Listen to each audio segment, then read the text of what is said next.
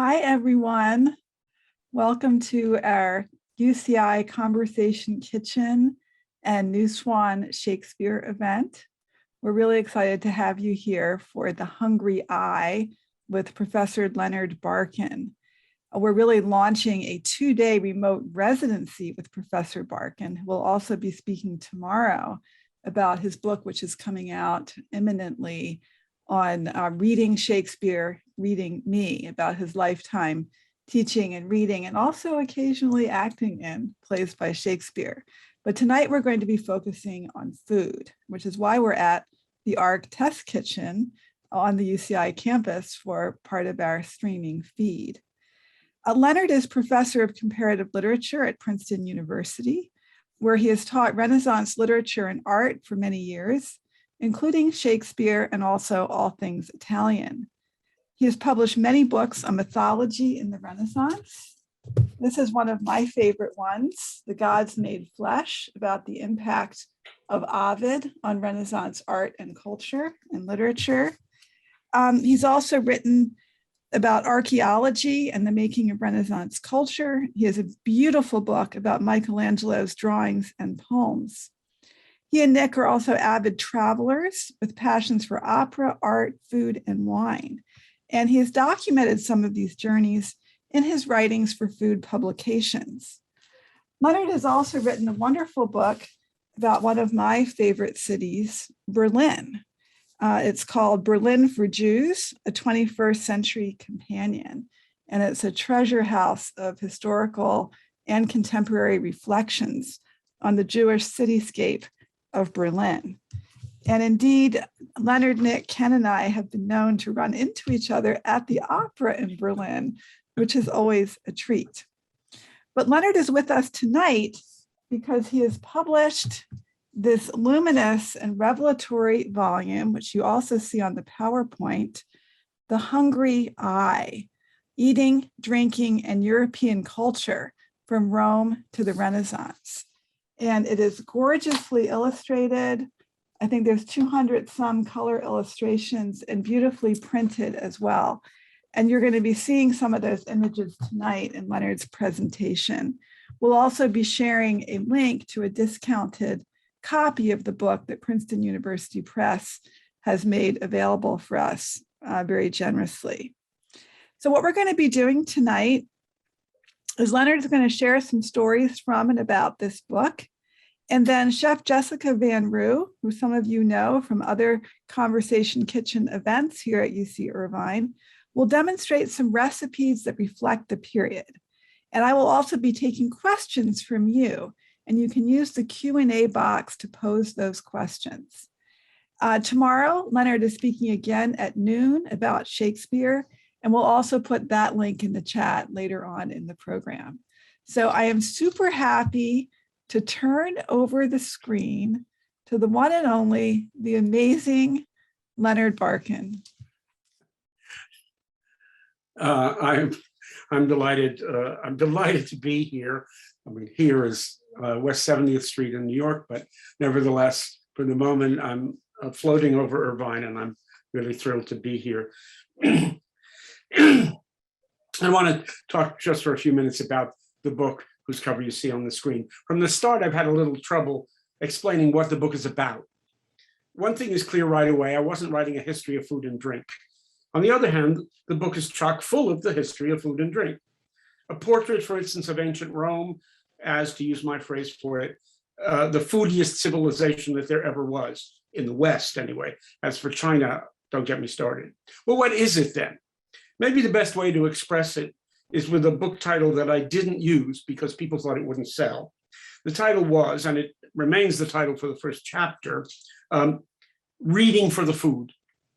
What happens if we look at a slice of European civilization, my usual beat, Plato to the Renaissance, plus the occasional glimpse at more recent times, and read it for the food?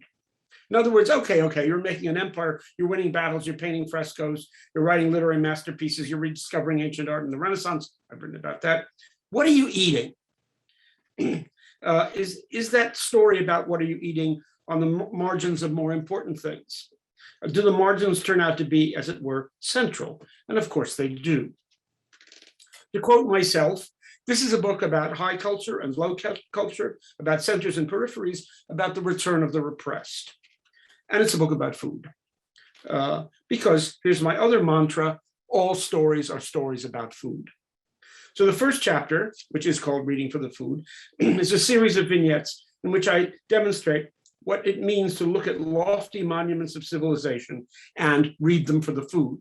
So in Plato's Symposium, it's about Socrates defining love, but there's also a case of hiccups and a serious case of drunkenness. What kinds of struggles, for instance, does Immanuel Kant go through when he's trying to define taste in all its aesthetic loftiness and finds himself really embarrassed by the fact that it all goes back to something that is merely what he calls mouth feeling, and note that merely. What sort of game is involved when Boucher, when an artist paints a picture of two lovers, one of whom is feeding a piece of fruit to the other, and the artist gives the title, "Are They Thinking of the Grapes?" His sly, sexy answer, of course, is no. My answer is yes. At least I'm thinking of the grapes, like in that famous story about the birds that fly at the painted grapes. Why do they do that? Because it's food to them. The argument and the examples from that point are too intricate and too many to cover in linear fashion. The best thing to do is to serve up tidbits. Food metaphors are inescapable. Ancient Rome, as I've said, is for me the foodiest culture the West has ever known. Take the case of Pompeii. There are beautifully designed dining rooms with frescoes of dining rooms. There are hundreds of fast food establishments, and an astonishing number of the recovered objects are instruments for cooking and serving. Consider the poets. A giant proportion of satire, works of Horace and Juvenal, is devoted to the pretensions of overwrought fancy dinner parties. And another well-developed genre among the writers is the invitation to dinner in verse. The famous line of Horace's Carpe Diem is actually paralleled in the poem with Vina liques, pop the cork. In a chapter called Fooding the Bible, I show how Judeo-Christian civilization is as food crazy as Rome. The narratives of the Hebrew Bible seem evenly divided between famine and excess, e.g. the Jews in the desert complaining that they can't get their accustomed food. We remember the fish we ate freely in Egypt, the cucumbers, the melons, the leeks, the onions, and the garlic. And God responds with that wonderfully named manna, which is based on a phrase really means whatchamacallit, the name for something we don't know the name of. And it's very mysterious about its culinary properties, which involve dew and honey and coriander.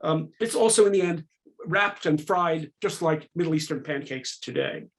The Christian side of the Bible is no less food-oriented. Jesus famously declared that man does not live by bread alone, but many, perhaps most scenes of his life recounted in the New Testament are. And of course, one of the big Bible stories that Jews and Christians share is all about eating. The Bible teaches us that we ate our way into fallen mortality. It wasn't sex, in other words. Why not? Why wouldn't it be?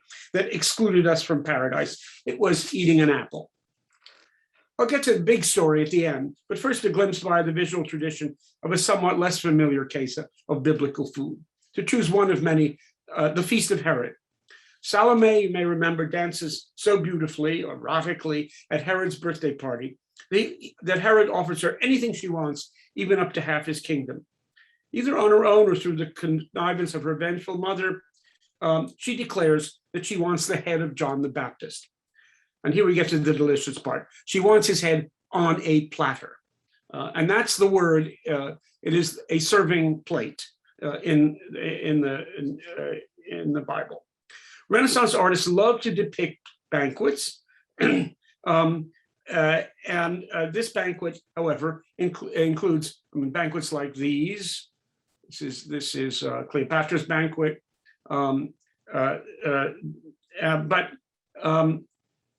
There is a special food item at the banquet of Herod, which is, of course, the head of John the Baptist, served indeed on a platter, or here in this case of Filippo Lippi. There it is again, the head on a platter, and that figure in the position of someone serving. And there's yet another, Giovanni di Paolo, There's the head on a platter. And then really my favorite, Lucas Cranach the Elder. Note the look of the server who is bringing in dessert, looking at us and saying, "Oi," there is actually the food on the platter for Herod.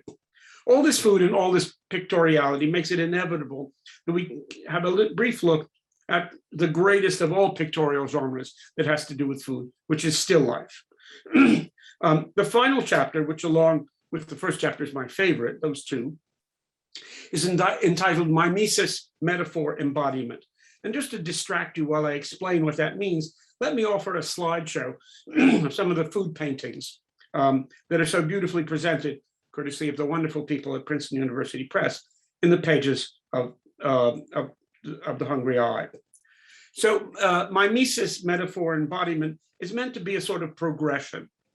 What you're watching in this slideshow is the first part, both in antiquity and in the 17th century. To depict food is to sum up every artist's most brilliant capacities to make the image look like the real thing.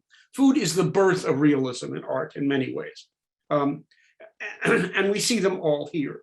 More so, I think, than any other pictorial subject. And I'm just, the chapter then turns to food as metaphor. Is there any class of things in the world that gets heavier traffic as the basis of metaphors?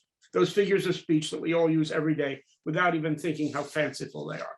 Taking candy from a baby, buying a lemon, go bananas, life is a bowl of cherries, piece of cake, in a nutshell, egg on your face, bring home the bacon, cool as a cucumber. Somebody stop me. Okay, I'll stop. So that's the metaphor part. Now let me read in abbreviated form what it means to me to take food seriously as the thing itself. The subject, and we recognize this from the cover of the book, is a work by the incomparable Clara Peters, and it lives in your larger neighborhood, folks in Irvine, at the LA County Museum. And I urge you to go and look at it. It is incredibly beautiful and very small, surprisingly so. I'm quoting directly from the book so as to give you a sense of what it might mean to take a representation of food seriously as the thing itself. I'm quoting. The scene is dominated by a mound of casually heaped dairy products. At the top are curls of butter that have been cupped with a comb-like apparatus.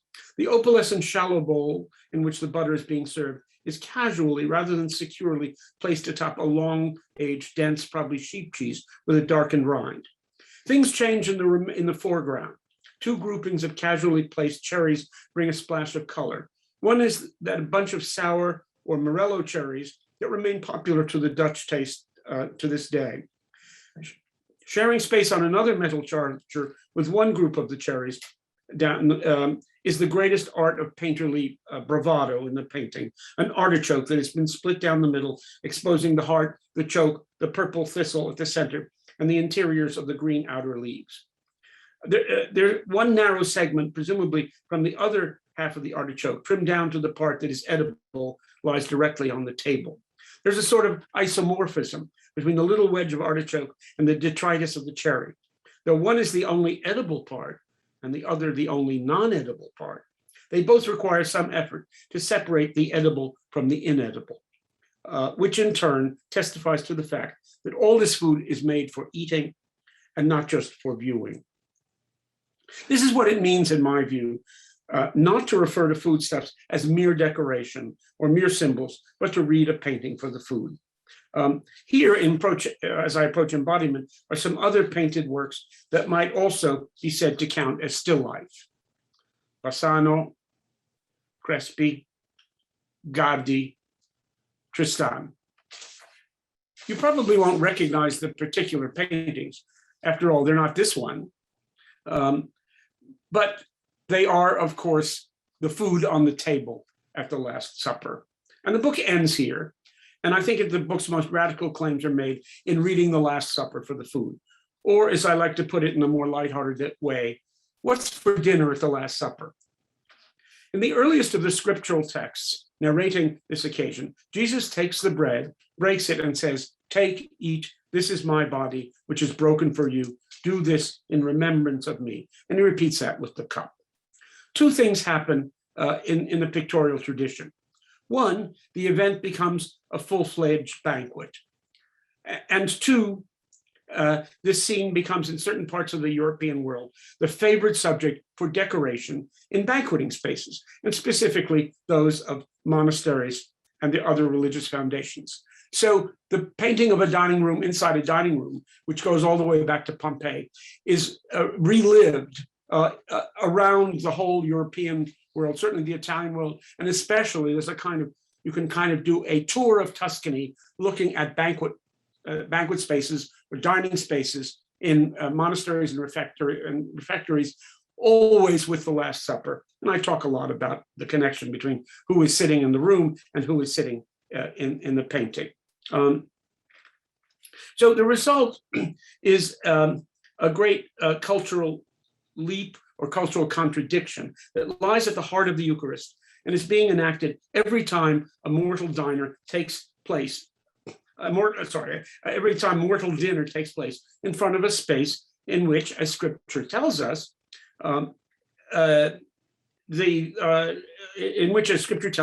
faithful are eating the body of Christ and drinking his blood, which is really quite different from dinner. The book ends with a famous moment when this problem of the banquet dinner and the dinner of the sacrament, as it were, hits the fan. When the painter Veronese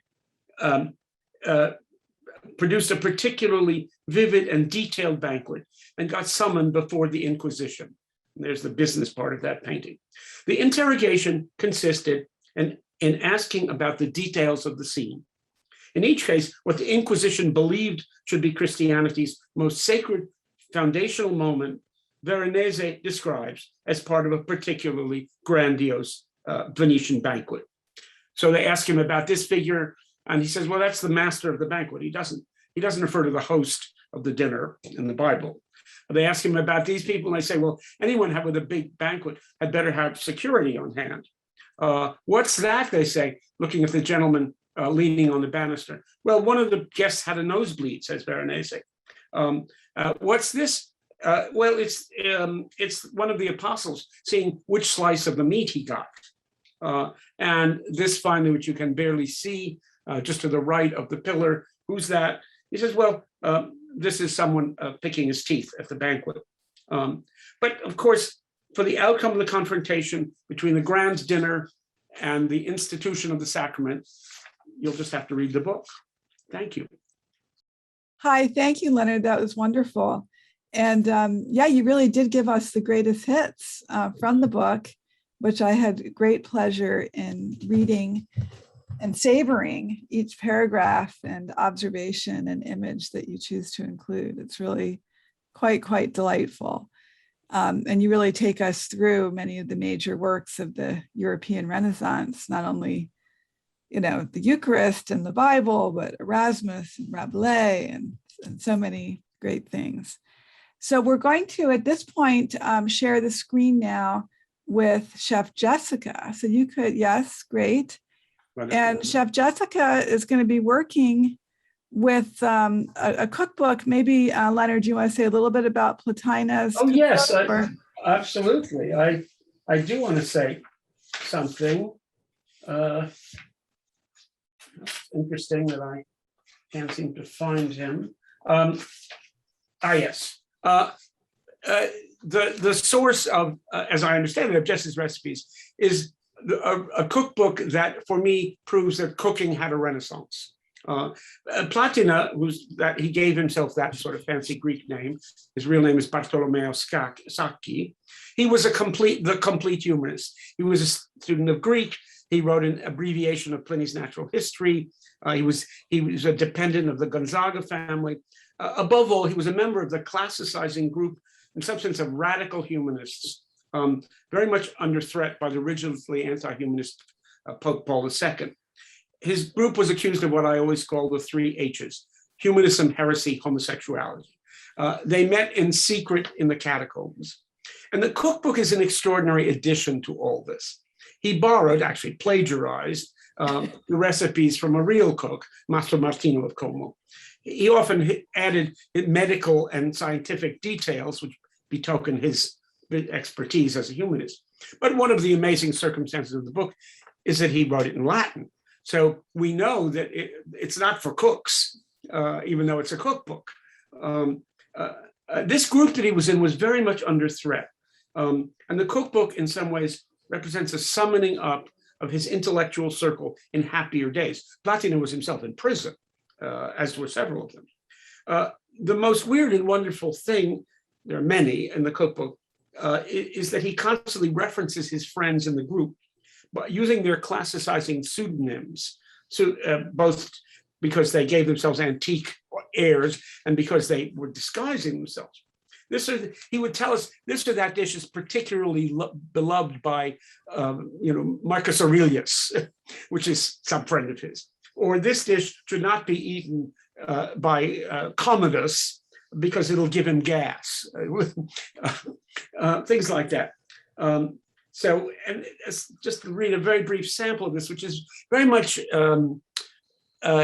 sort of nostalgic, because it really does mean this group has been split up by threats of execution, in fact. It says, let my friend Pomponius munch onion and garlic with me, and let Serenus and Septimius Campanus be with us, and do not let Cosmicus spend the night outside our dining room. Let Parthenius and Podagrosus Scaurus follow him. I do not reject Fabius of Narnia, Antonius Rufus Glaucus and Tacitus, who embrace poverty of their own free wills. I do not reject them because they may not be willing to eat our food. They're welcome anyway.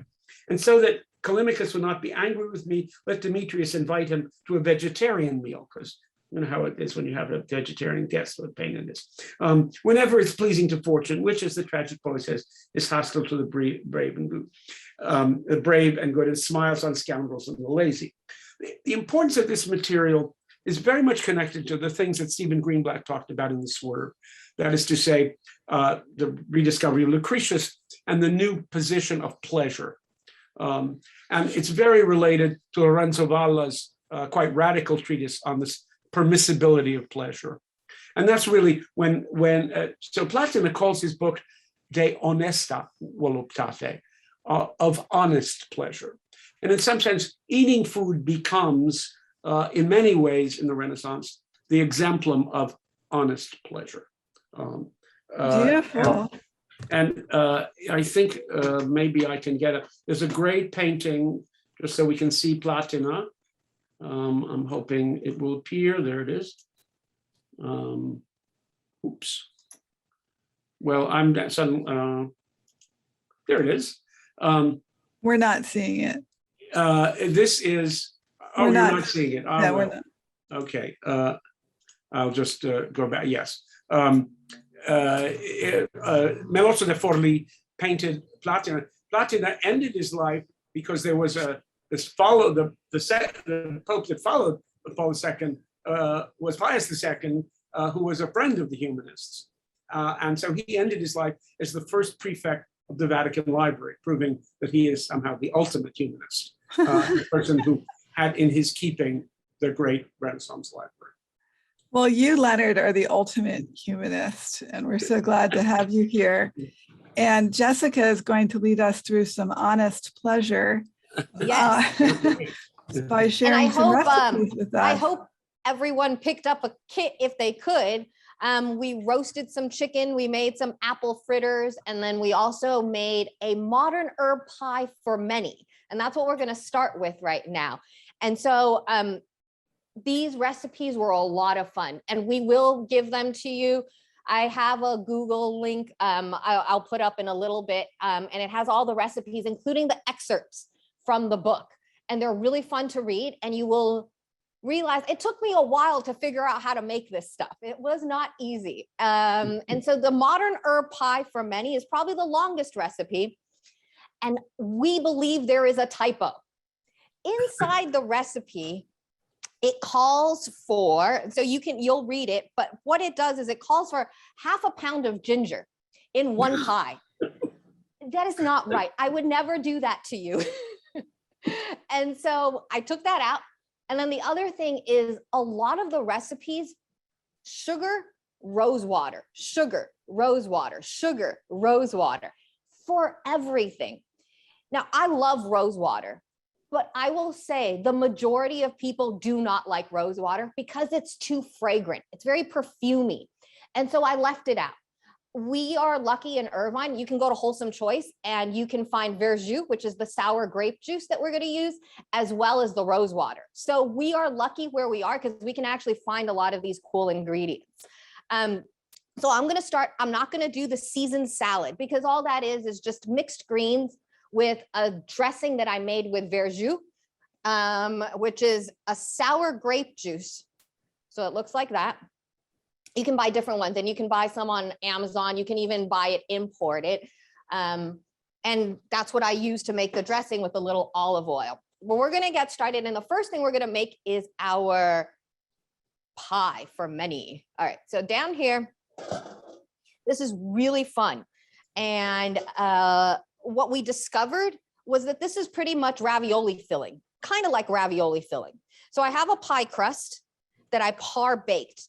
If you can find whole wheat, it'd be more to the times. And so if you can make a whole wheat pie crust, go for it, make a whole wheat pie crust. If you can't, no problem. Now, the other things that go in here are cheese. So he calls for cut up a pound and a pound, as much cheese as I suggested for the first. So he has a few recipes for pies or torts. So I'm going to grab and I'm going to put my cheeses in. So what would cheese during this time have been? Probably more of a farmer's cheese. The problem with farmer's cheese in the US is that it varies all over the place. Farmer's cheese can be anything from cottage cheese to like a ricotta to a thicker cheese. So it just changes. So I did a mix. I did a Monterey with ricotta. So those are the two cheeses I'm using. And then I'm going to add a little bit of sugar too. So we are going to add the sugar in there. And so that's the cheese part. Now let's get to the green part. So this is supposed to be a healthy dish, but it's supposed to be green only from the juice. So what they did was they would just squeeze the juice out of chard. If you notice nowadays, when we buy produce, there's all these great colors. So unfortunately, with the times and supply chain issues, I could only find red chard. If I had squeezed the red chard juice into the pie, it would have made it red. The idea is to take the juice of spinach or chard to color the inside of it. So usually I would have squeezed some of this juice out, but it would have made a very, very red pie. So I'm not going to do that, but I am going to take some of this chard and chop it up. So they would not have added the chard. They would have just used it, but we're going to make it healthier, make it a little bit healthier for all of us. And that's why you have it inside. And I use spinach for yours. So I'm just giving it a rough chop. And then I'm going to add that in here as well. Now comes the fun part. We're going to add some cool veggies or herbs inside. I'm going to use parsley. Okay, so this is the herb portion. Now, if you taste your pie, I want to see if you can taste this. We put mint inside. So there's a little bit of mint as well. And it should be just enough that you get a hint of it. Okay, so that's the other one that we add. And then I added some sage. So I have sage leaves. And that's also a flavor it's got an interesting profile. Now, the last one that I'm going to talk about is oregano. The cookbooks all say marjoram. Marjoram, I always butcher that. Marjoram is in the same family as oregano. Oregano is just stronger. So just use less of it. Oregano is pretty strong, so don't go excessive with the oregano. Go excessive with the parsley, which is just enough flavor to help carry all these other great flavors. So all of these herbs are going to get a rough chop. Not even a rough chop. You could even put it in a food processor. We're going to go in and chop it all up. So again, the color is what we're really getting out of all of this.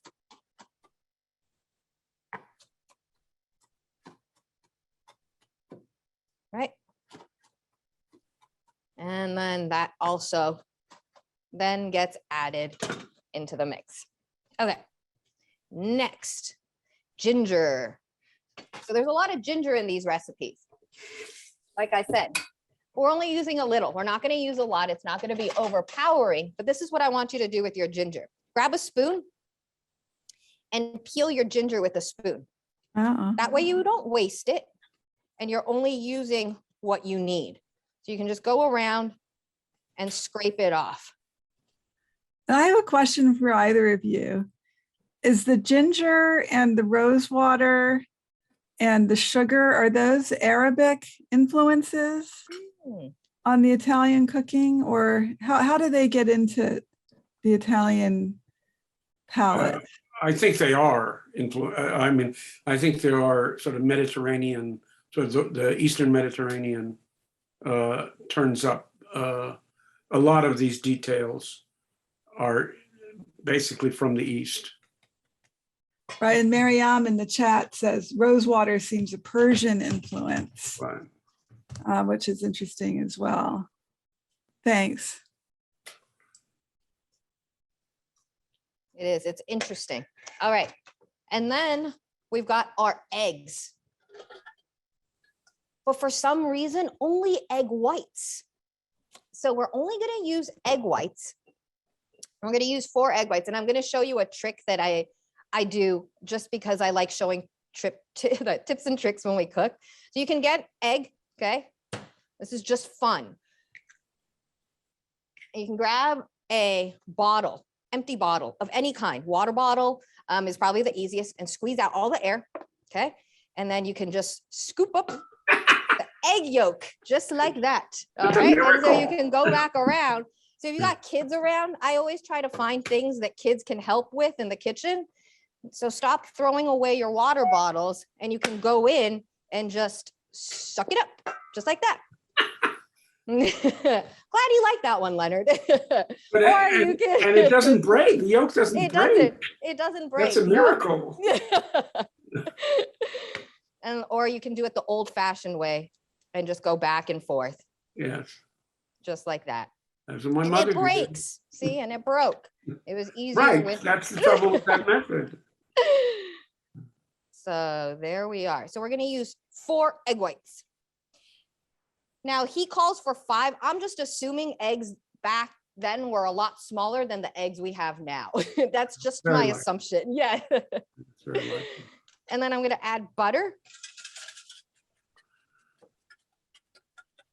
So I'm going to And while you're doing that, I just wanted to, there's a couple more comments here about the Persian influence. And I wanted to let people know that Mahtab Jafari, who is a professor of pharmaceutical sciences, will be giving one of these talks in February.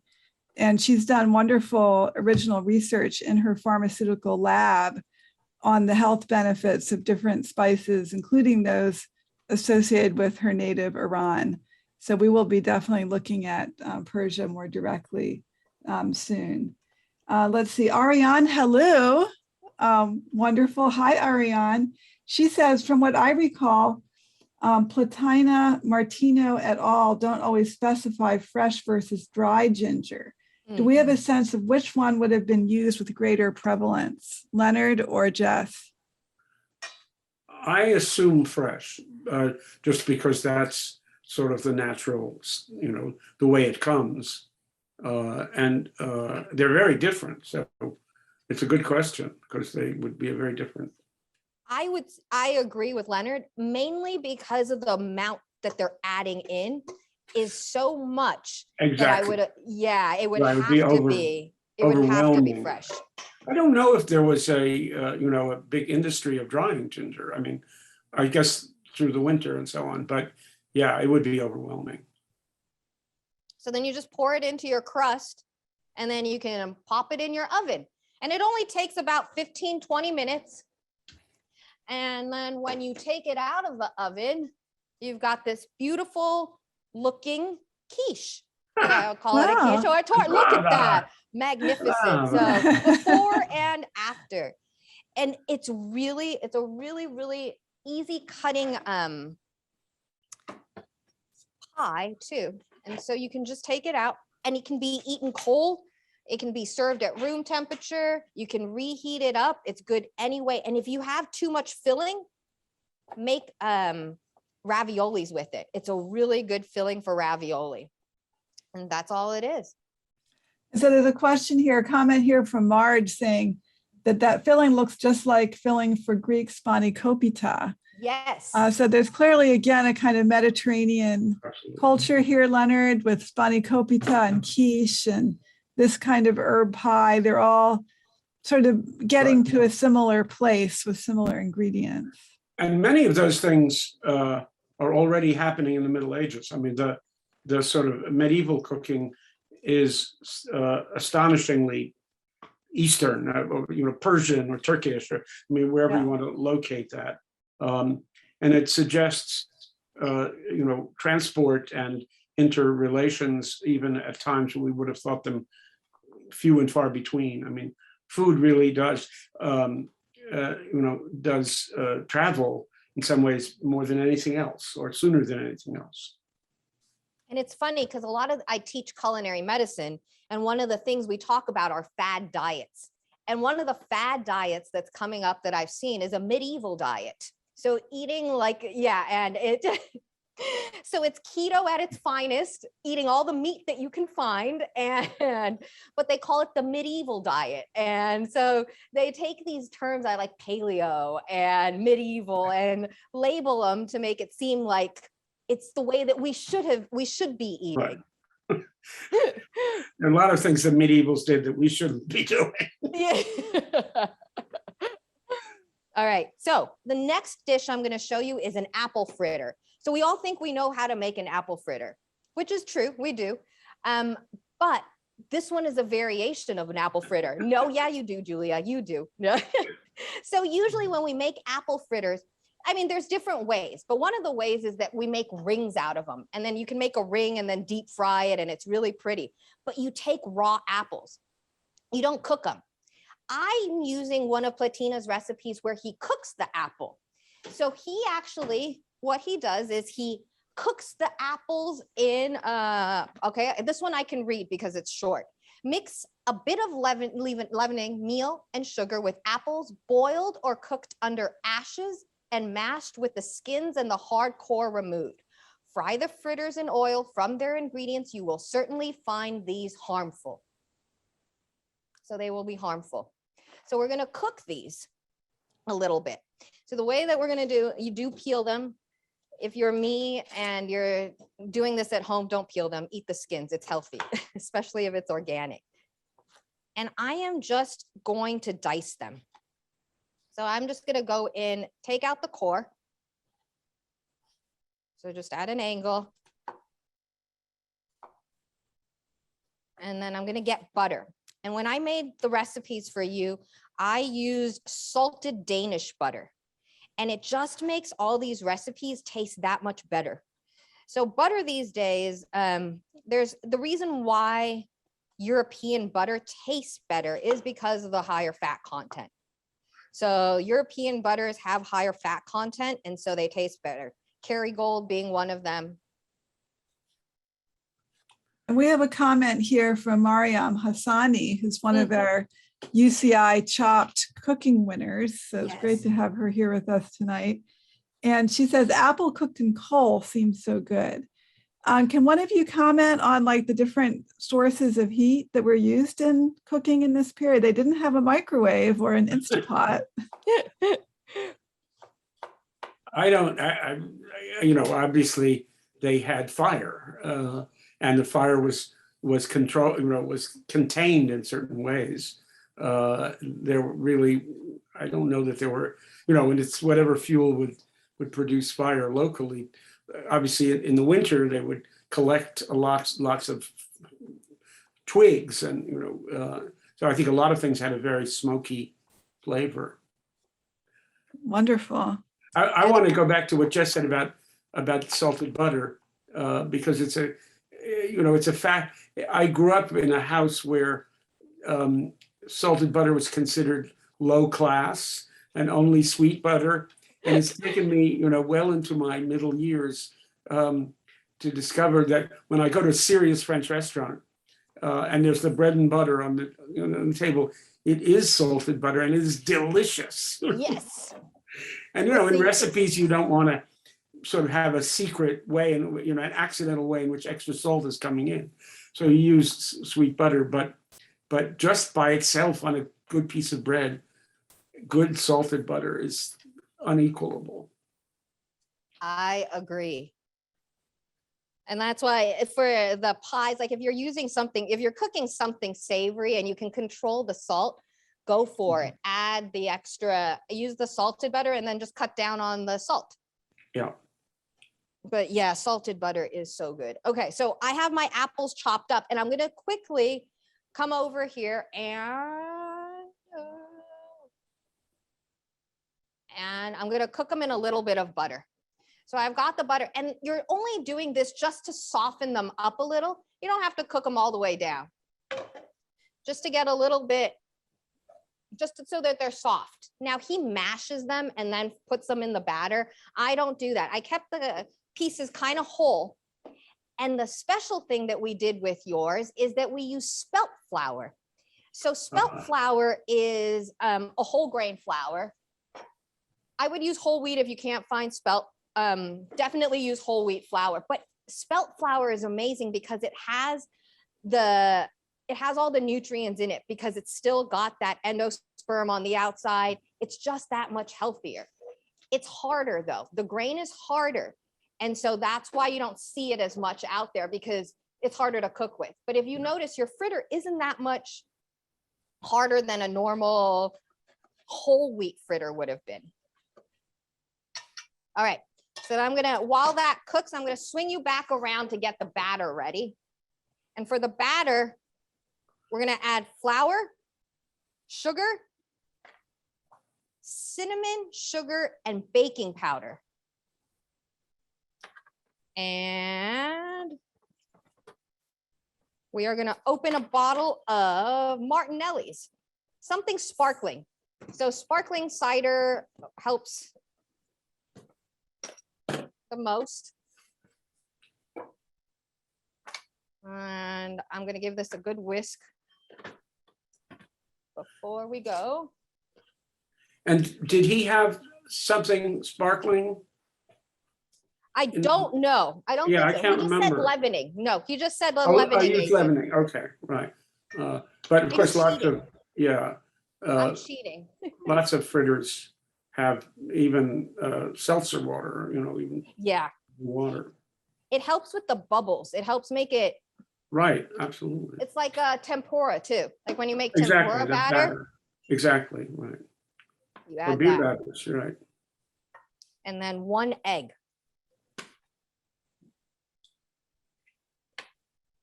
And then put your apples in. I should say that the recipe for fritters, he has several, is the occasion when Platinus does a kind of riff on the fact that he's translated everything into Latin. And it's a very funny thing, because he explains this frittella, which is the Latin, Yes. is also the Italian. They are identical. But this is the moment when he gives a little, and obviously the fact that it's in Latin, the whole book is in Latin, is a very important thing about it, and a very strange thing about it. But he has this little riff on Latin and Italian and the classical language and the modern language that's clearly at the heart of his project of doing a cookbook in a language that no cook would know, or not many, certainly.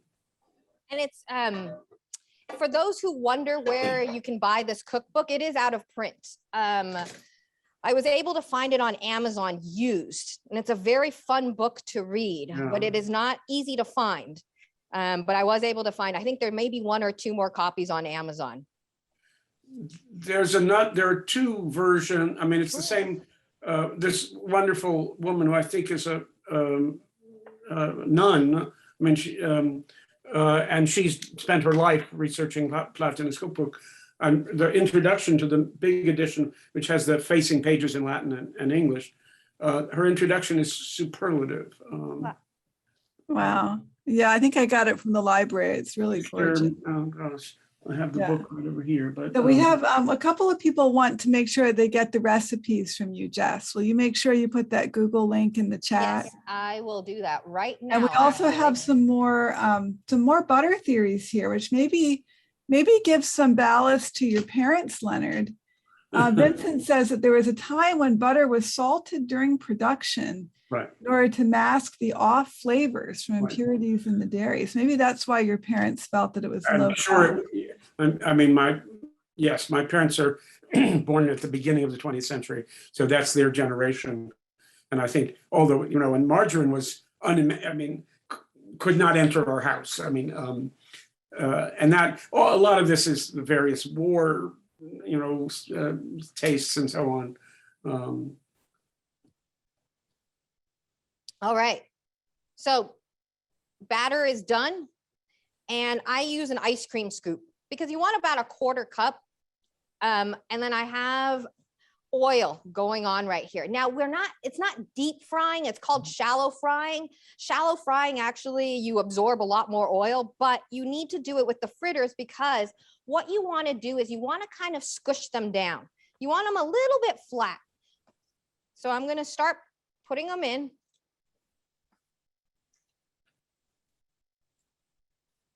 And you can serve, there's not much sugar in this. And so I put powdered sugar on yours, but you can do icing, you can do powdered sugar just to make them a little bit sweeter. And you can finish it off with a little bit of rose water, which he actually doesn't call for in this recipe, which is amazing. But it would all be good. Rose water and ginger would have been really good in this too. It's funny how the dessert recipe didn't have the rose water in it. Mm-hmm. Well, we know that the distinction we make, the strongest between things that are sweet and things that are not sweet, just didn't apply in pre-modern cooking, you know, and earlier cooking. It really, for us, and in most, certainly in, you know, what Western European cuisines, is basically a never the twain shall meet between what's sweet and what isn't sweet. And that was not a feature of pre-modern cooking at all. That looks very delicious, I have to Certainly say. does. And you can air fry them. If you want to be on the healthy side, you can air fry fritters. They don't taste the same. And what oil are you using again? What What is your oil? I'm using canola. Canola, and that's because the heat's high? The heat's high and it's a cleaner oil. Because if you use things like vegetable oil, you just don't know what vegetable oil, like what's inside of it. Canola, at least you know what it is, and it's a high heat. Right, Now, if you want to be fancy, avocado oil is probably the best to deep fry with because it can handle the heat too, but it's just so expensive to deep fry with. Cook with it though. Wow. Canola, I mean, if we can talk food, I have problems with the slightly fishy smell of canola oil. Yes. I just, Wow. it doesn't, I don't know that it imparts that to the food, but it's sort of fishy slash, you know, motor oil. It hangs around. Yeah. Yeah, That it's smell not a friend. hangs. Yep. It We're not lingers. friends with it. I don't know that we have any in the house. No, it is something that. Grapeseed. I'm a great fan of grapeseed. Yes, grapes. I am a huge grapeseed user too.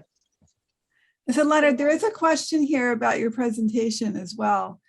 This is from Rena Rubenstein, and she wants to know why there was bread at the Passover feast in the New Testament. I like that question. It's not, well, there are various ways around that. And maybe explain to people who might not know that at Passover, we don't have any leavened products. Right, there's no leavened product, and that's obviously an injunction, a biblical injunction. The idea that scholars of the Bible do not have certainty, even though in some ways it says that was a Passover feast.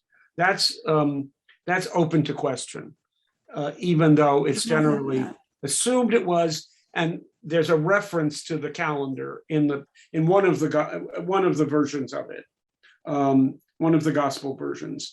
Because it's very clear that Pentecost is Shavuot. Right, absolutely. And it clearly was some feast of the Jewish calendar that was being celebrated. But, and it may be one of the reasons people think it might not have been, even though there are indications, is of course the presence of bread. So it's sort of commonly assumed to have been the Passover feast. And one of the Gospels says that. Of course, the Gospels are unreliable as far as historical certainty, but the bread is an argument against it. All right. So then, And this clearly was bread. so now our fritters are done. Wow. And what Isn't it gorgeous? what I would suggest you do is you grab a little powdered sugar, because like I said, there wasn't much sugar. There's a 1/4 cup in all of that with the apples. And so dust them with a little bit of powdered sugar right before you serve them, and eat them hot if you can. They do taste that much better. So you have the recipe now and you can make these. And use sour apples. That was the other thing I wanted to say. Use green apples. And that is it. Wow. So last recipe, Wow. chicken and green relish. So chicken, I'm going to do last just because then I don't get everything dirty. I'm going to show you the green relish first. And the green relish really is just like a sauce or herbs that it was not served with the chicken. I chose to do that. It's not something that he paired in there like that. I just thought it would be fun.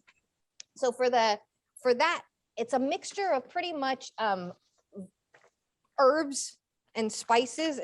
I almost consider it a chimichurri of a certain type. It's a very old-fashioned kind of chimichurri idea. So you're going to use ginger again, and then also a food processor will be your best friend for this. So I'm going to grab my food processor. But if you don't have one, I will show you a really cool trick.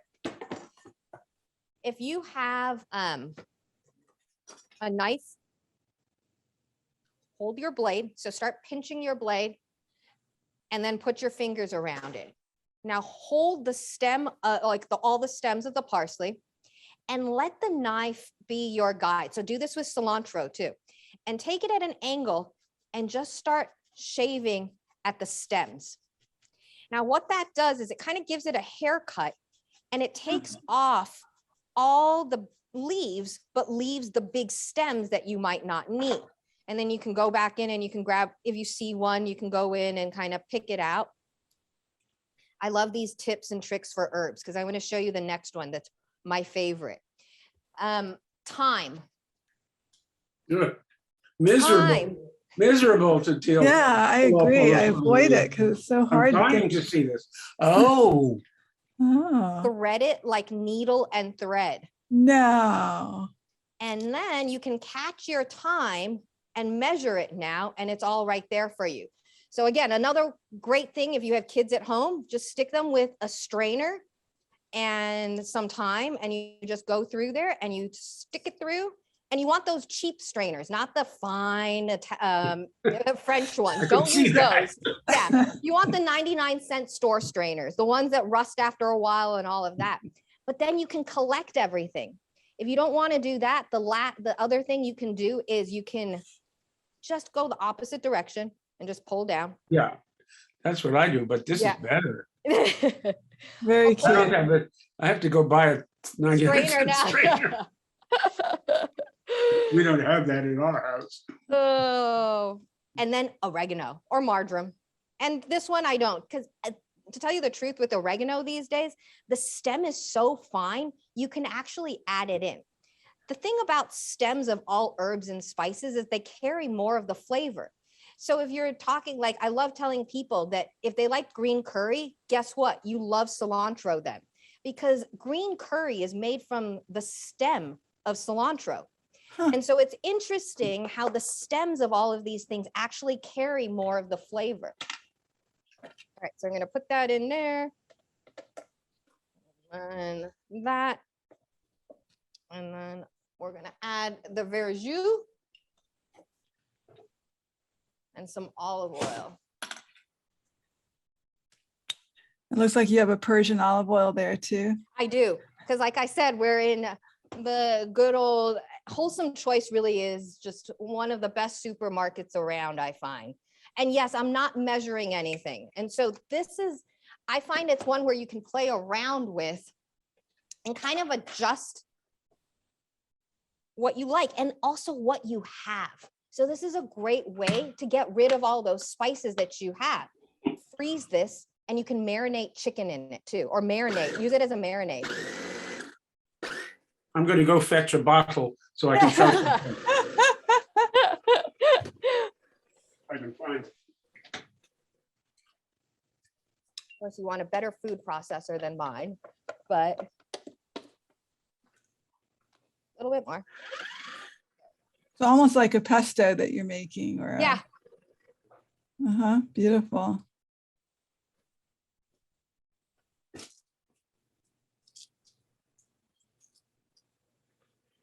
All right. People And then- really like the herb tricks. Oh, good. I've got more. And so garlic, I don't have a whole head of garlic. Garlic has gotten expensive recently. So I sparingly use my garlic, which is sad. I'm gonna add a little bit more for jus. I couldn't find, I have, there was, it perhaps still is, for years I wrote a column in the East Hampton Star about Long Island wine. Oh, And one of the practically the only serious wine around the South Fork, most of the good ones also produced verjus. Oh, And wow. I have an ancient bottle which we've never opened, but it lived in our wine cellar when we lived in Princeton, of their verjus. I use verjus occasionally, but we have that bottle unopened for maybe, it's got to be 25 years. Wow. But apparently it's been deaccessioned from the refrigerator. so Leonard, there's a question for you here from Ryan Gurney. And he says, what a wonderful book event and what beautiful book images.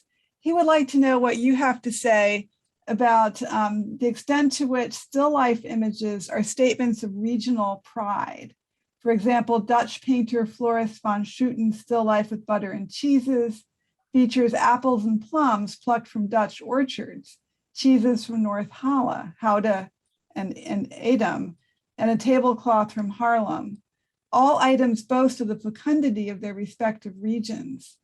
Other pictures indicate the long reach of colonial power: watermelons, oranges, some kind of apple. I'm sorry, my Dutch isn't very good. I wonder how this sort of display practice was put to use in other cultures across time. Do you just want to comment on still lives and regionalism? Well, it's clear. I mean, there's a combination in Netherlandish still life, Dutch still life, and that was touched on in what Ryan said, of pride in local products and pride in non-local, that is, say, in the acquisition. I mean, all of these amazing Chinese porcelains that are there. But even the artichoke in the Clara Peters is an interesting question. It's brand new in the North. I mean, it sort of comes from Italy to France, and it's a sign of wealth and ostentation. It's also, of course, incredibly pictorial as an object, an artichoke. But nobody, in one sense, those are Dutch cheeses that everybody who wasn't starving, was eating, and in another sense, the porcelain, the glassware, and certainly, foods from far off or very far off in some cases, are a different kind of this sort of local pride and ostentation of the acquisition of non-local things. Right. And that goes back. I mean, one of the way I mentioned Roman satire about overwrought banquets. One of the number one sins that they obviously love to perform and love to criticize was bringing food from far away. I mean, bringing food from far away is like, the basic form of ostentation for many of these cultures, or out of season. Right. And the Romans were heavy into that. Right. Beautiful. Oh, and there's our chicken. There's our chicken. Where'd you get that chicken, Jess? That looks very. So I'm going to give everyone a lesson right now. Everyone, please start buying air chilled chicken if you can.